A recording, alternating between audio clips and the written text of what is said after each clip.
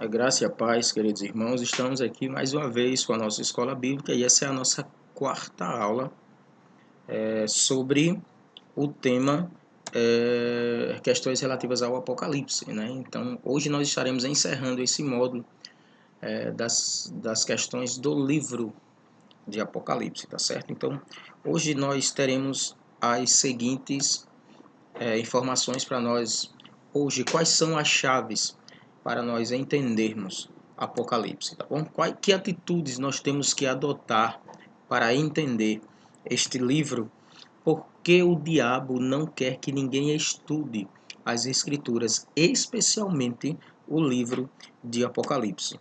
E o Apocalipse ele deve ser estudado com outros livros. Todas as profecias em Apocalipse já se cumpriram? E, para finalizarmos, como termina o livro de Apocalipse? São esses os assuntos que nós iremos abordar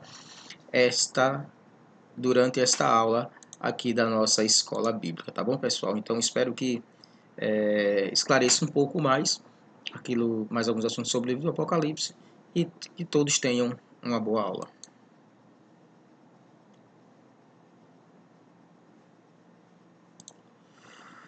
Bem, vamos lá, vamos dar continuidade à nossa aula.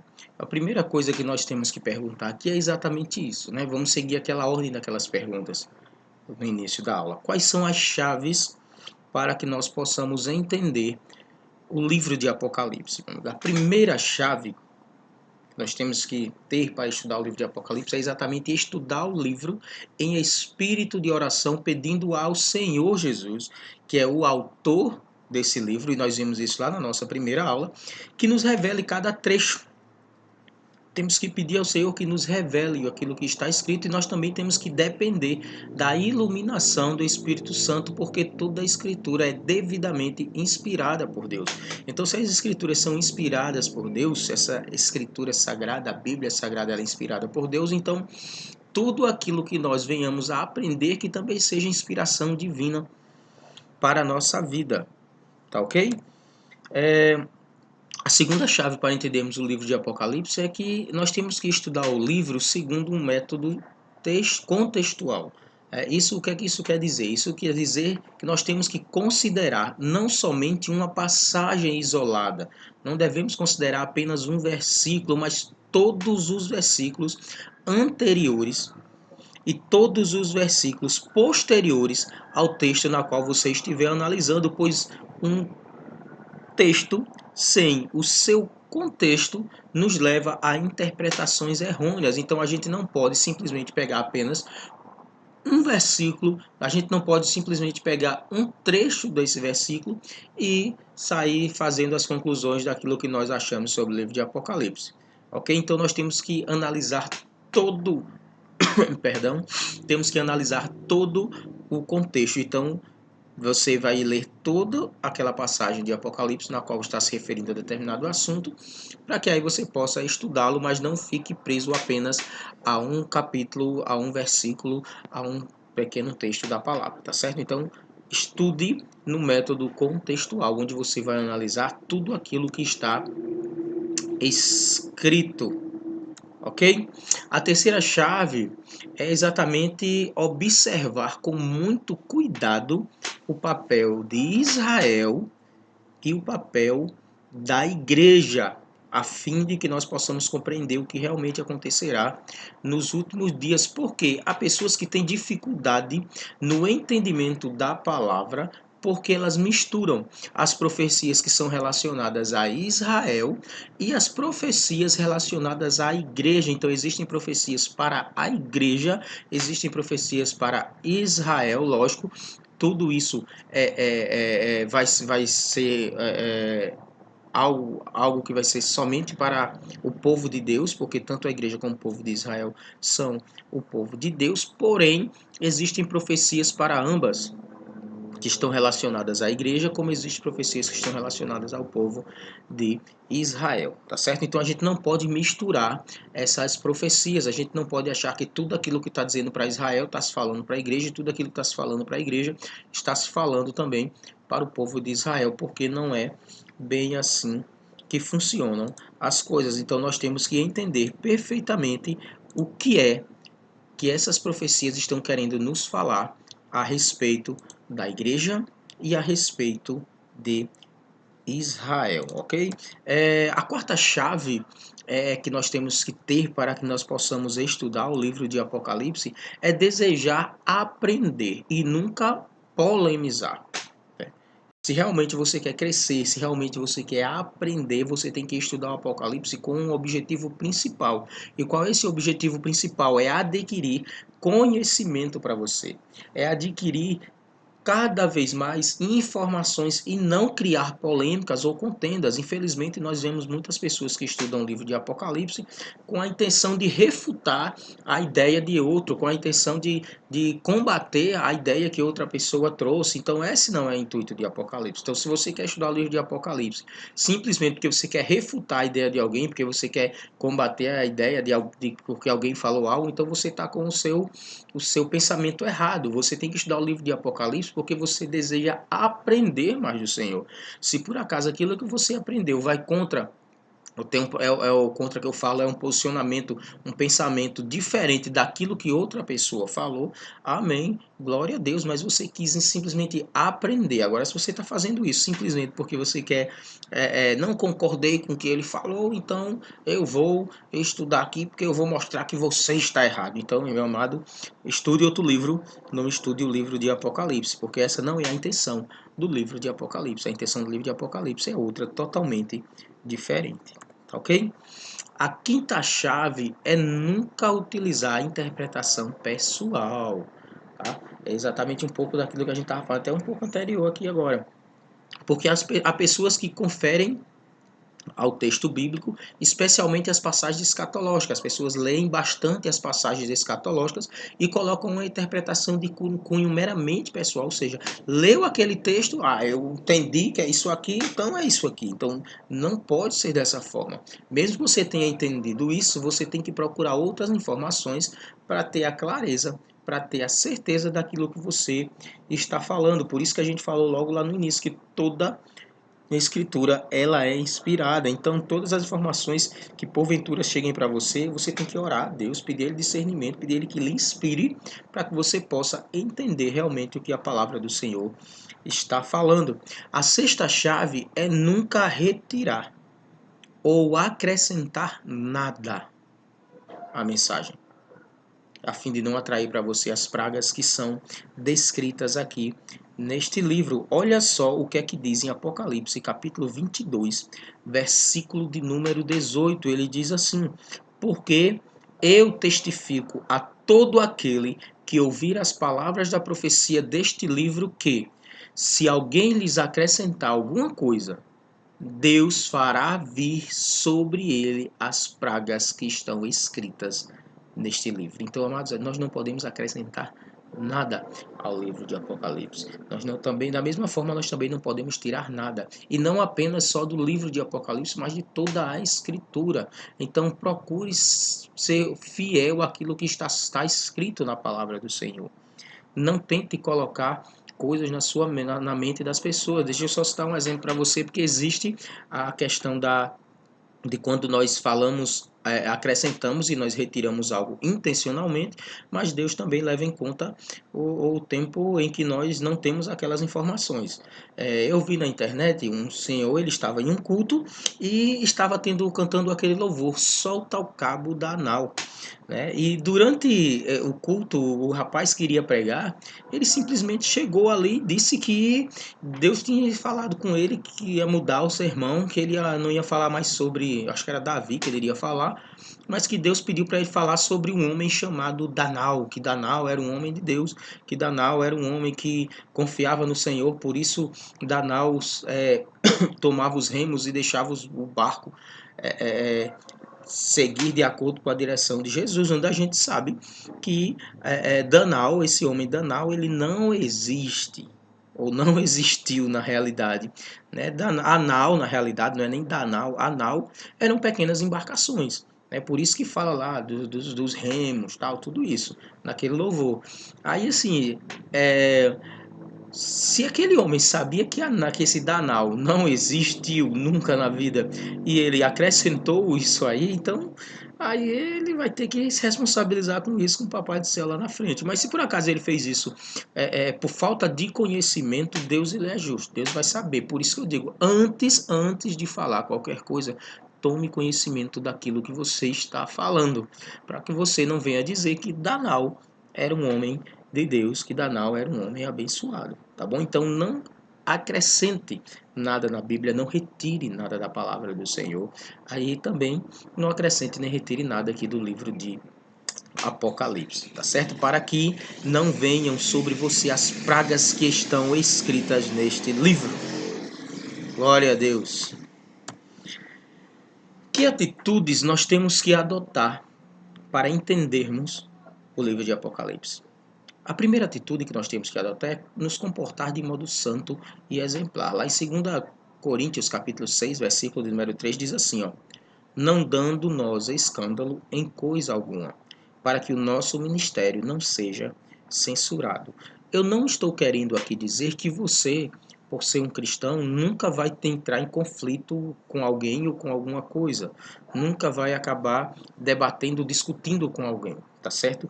Quando diz não se comportar de forma que venha escandalizar a palavra do Senhor, que nós temos que nos comportar de forma santa e exemplar, eu estou querendo dizer o seguinte, que as nossas ações, as nossas atitudes têm que ser referência, né? A gente escuta um chavão que diz assim, que nem Deus agradou a todo mundo, né? Tinha pessoas que falavam mal de Cristo. Irmão, você é um cristão, servo do Senhor, temente a Deus, e tem pessoas que falam mal de você. Mas isso significa que é o seu comportamento que está ridicularizando a palavra de Deus? Muitas vezes não, muitas vezes é porque a pessoa literalmente ela tem algum tipo de problema com você. E olhe, preste bem atenção no que eu vou dizer para você. Na boca de quem não presta, quem presta não presta. Deu para você entender? Eu vou repetir, ó. Na boca de quem não presta, quem presta não presta. Entendeu? Então, tem muitas pessoas, amados, que não tem nenhum tipo de caráter, não tem nenhum tipo de moral boa para passar para as pessoas. Então, quando você começa a transferir isso para as pessoas, coisas boas, coisas positivas, esse tipo de pessoa ela vai tentar bater de frente com você. Tá bom? Então eu quero dizer o seguinte, que ao seu comportamento, independente daquilo que as pessoas venham falar, você tem consciência, você tem certeza que o que você está falando e está fazendo é correto perante o Senhor? Então, amém. Glória a Deus. Né? A gente escuta muitas pessoas falando mal um do outro.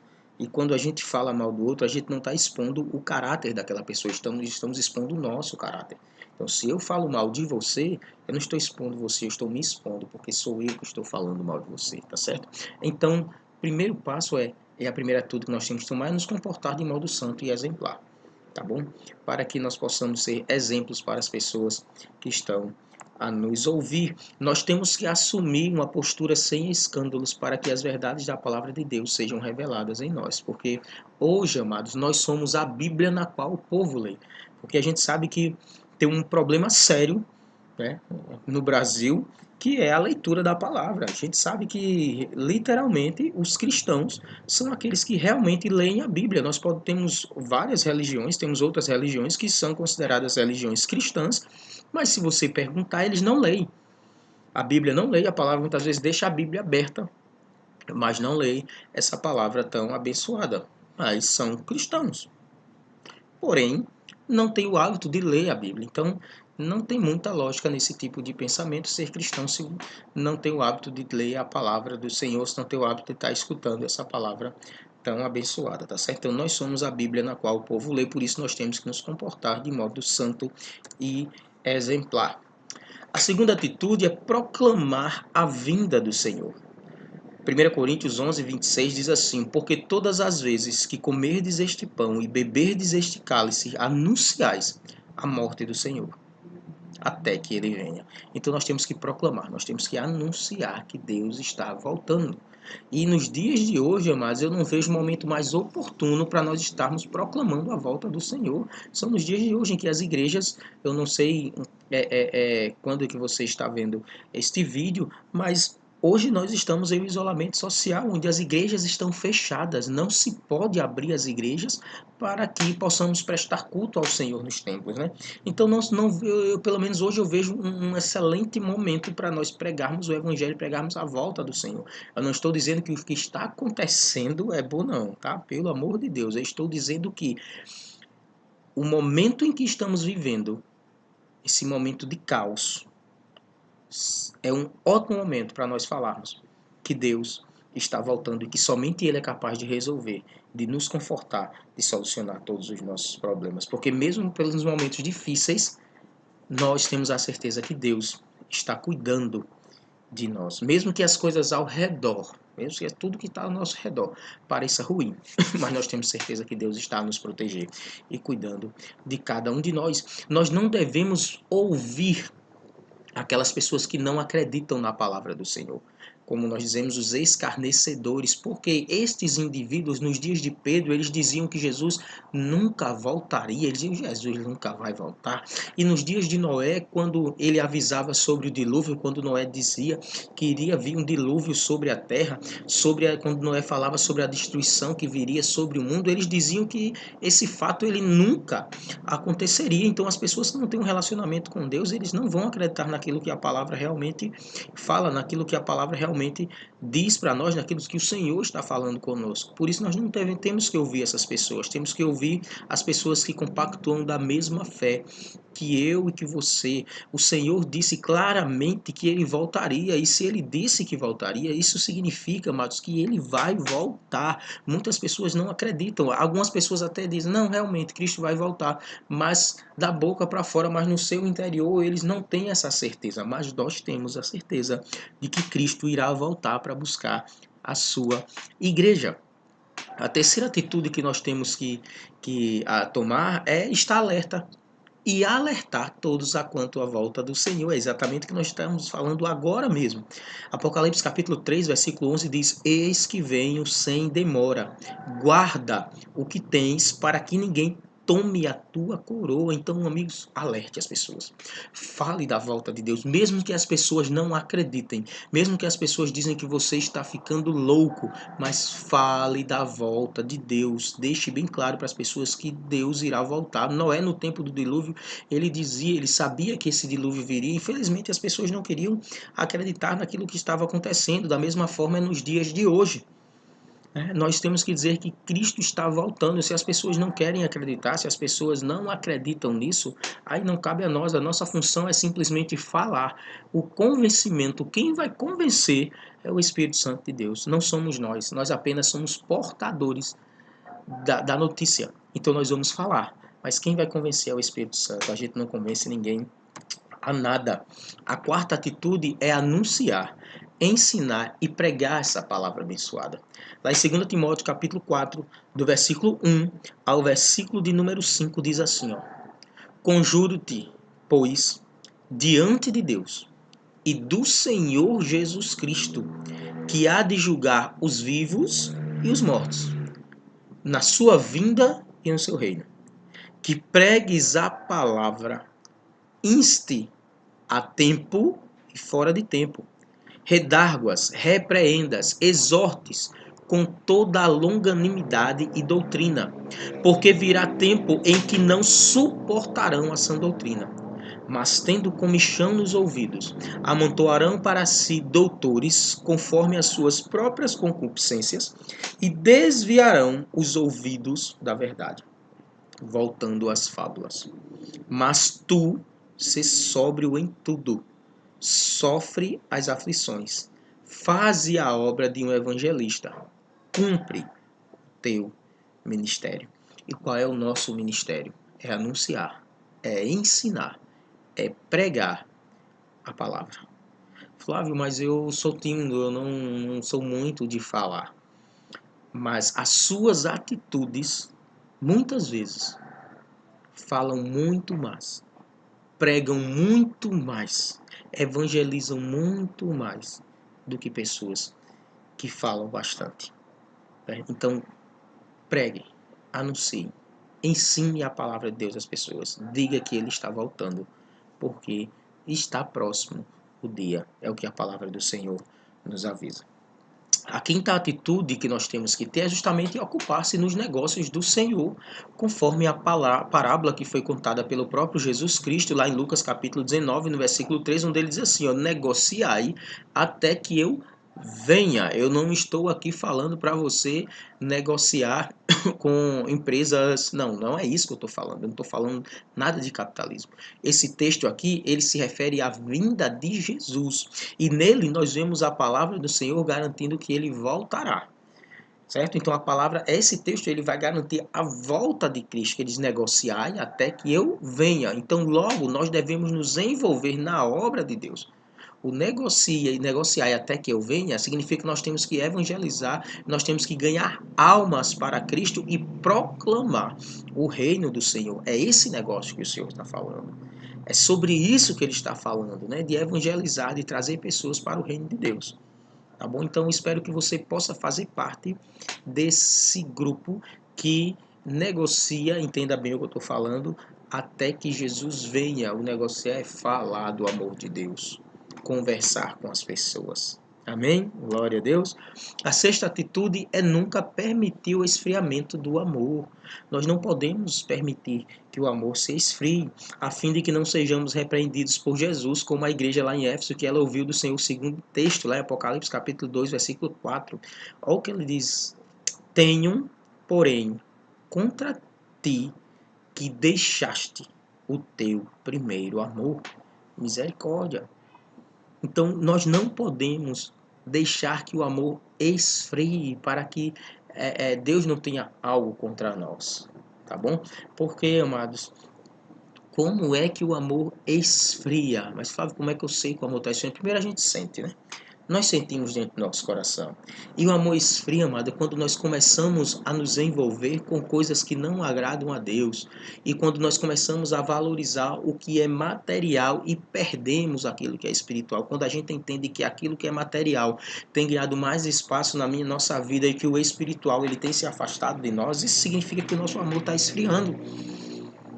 Amados, estamos vivendo dias difíceis.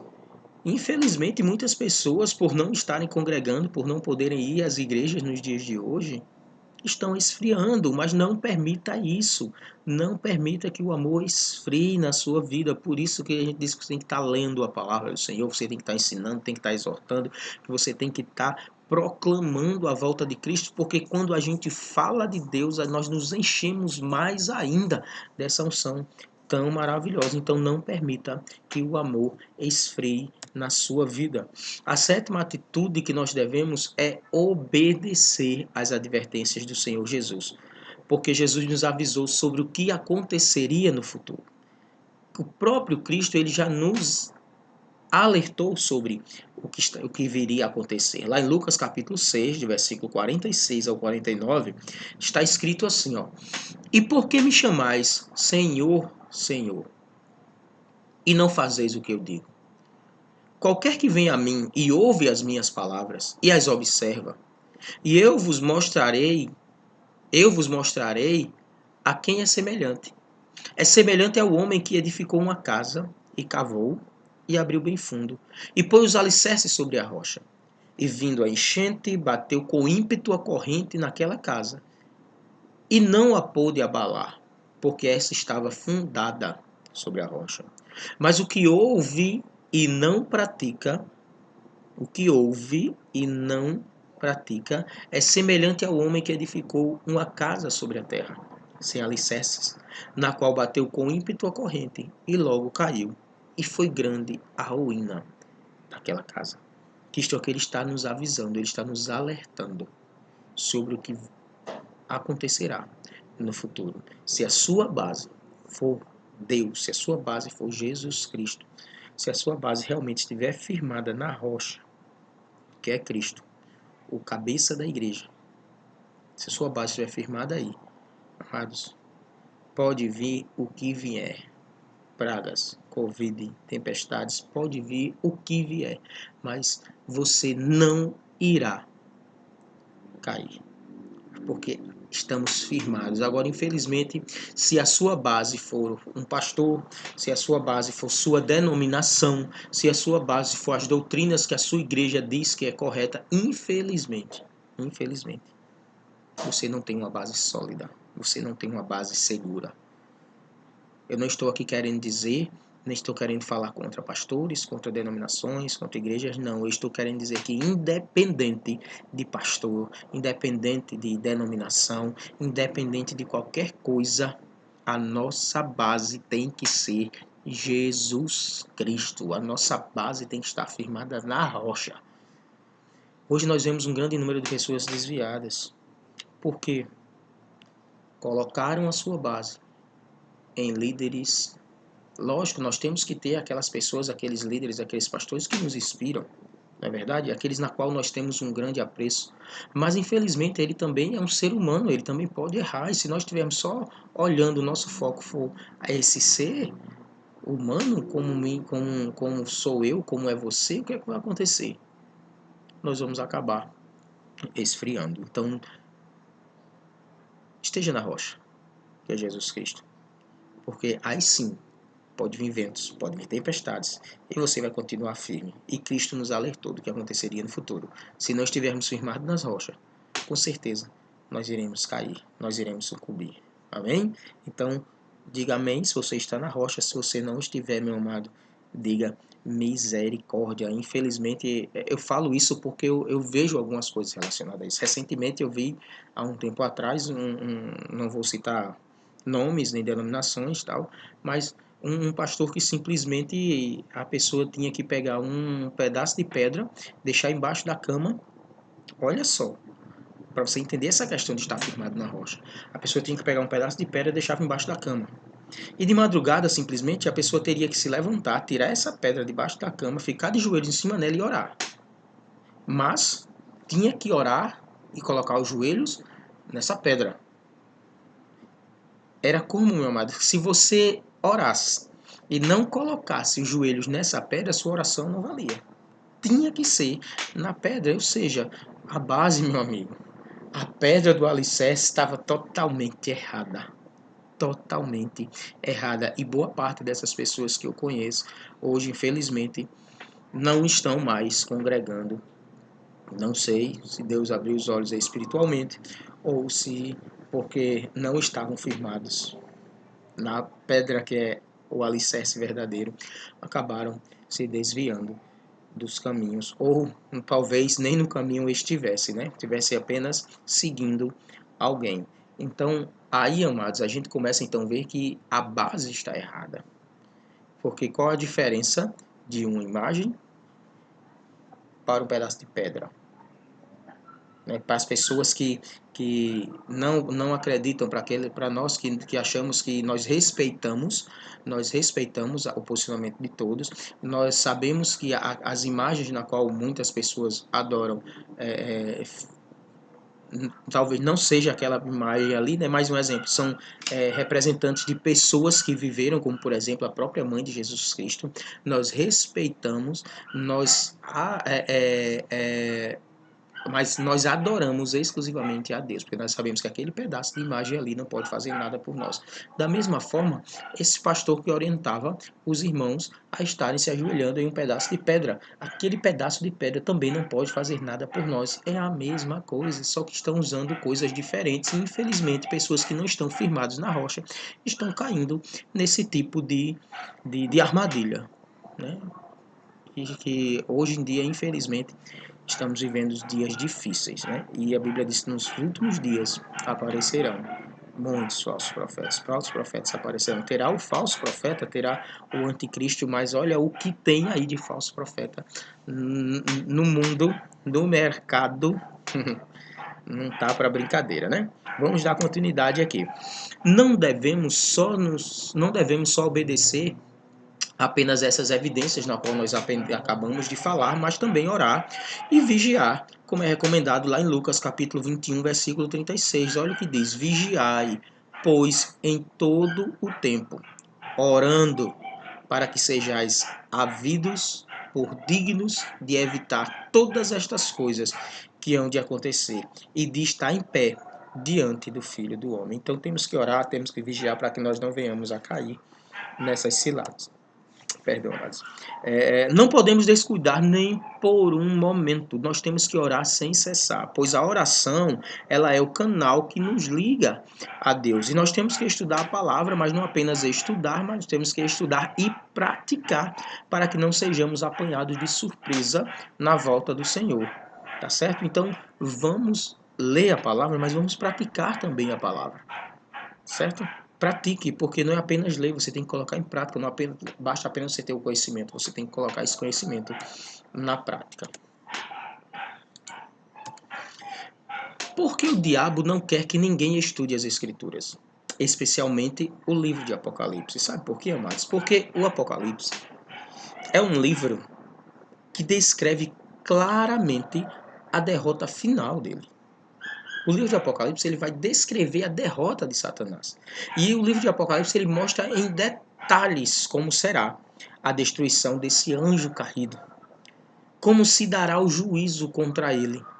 E como se dará o juízo contra os seus demônios, de forma que o bem, ou seja, Deus, triunfará totalmente contra o mal.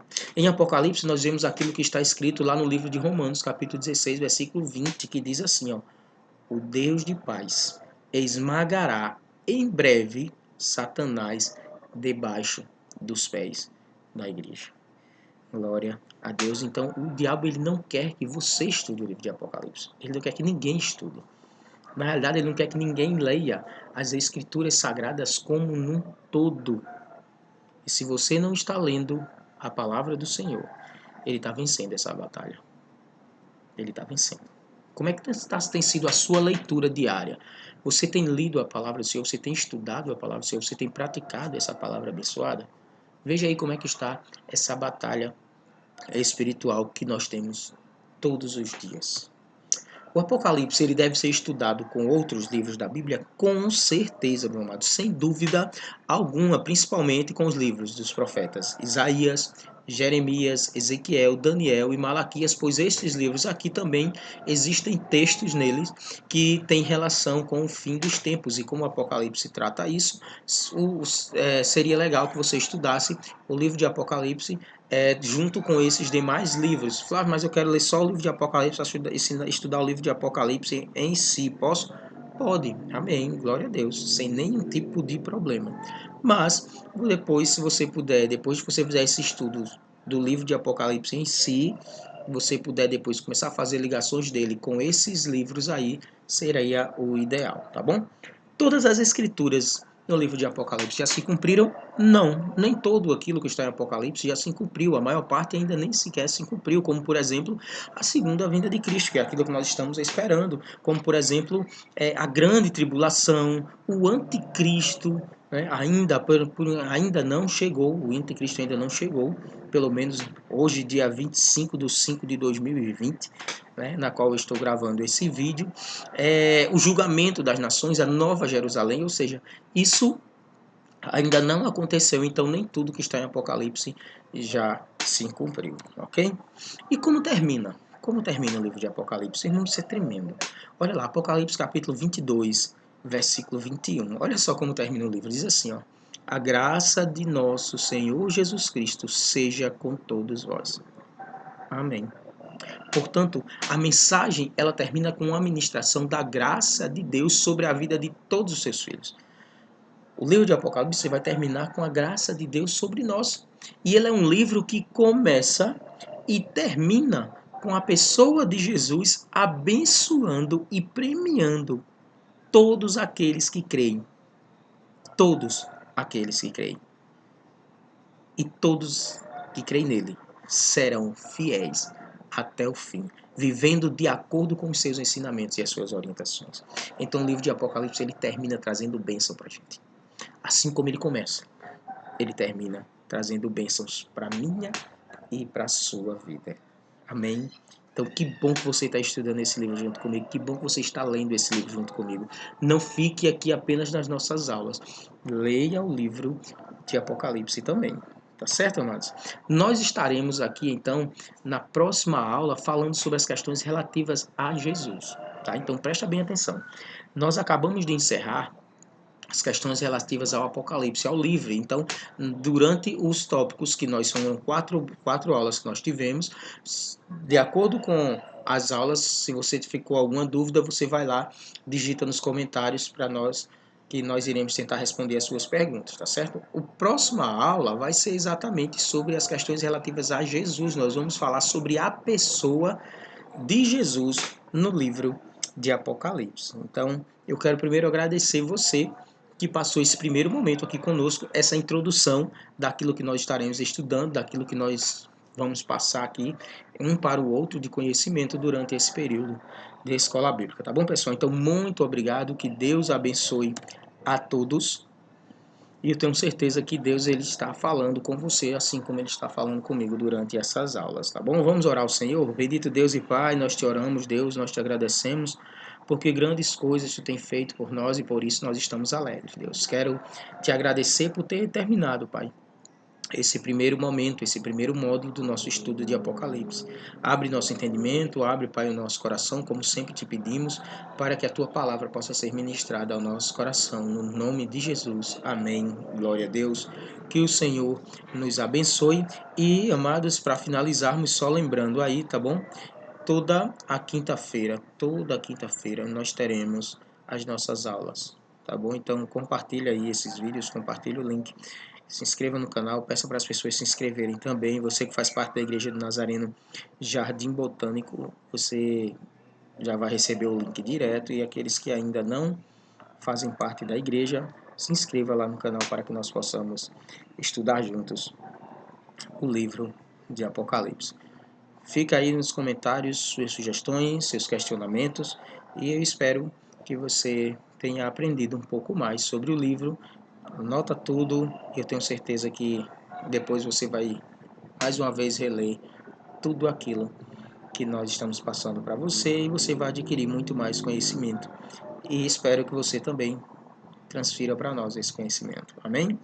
Que o Senhor Jesus nos proteja, que Ele nos guarde de todo mal, e que a graça do Senhor Jesus esteja com todos nós para todos sempre. Amém. Glória a Deus. Que o Senhor nos abençoe.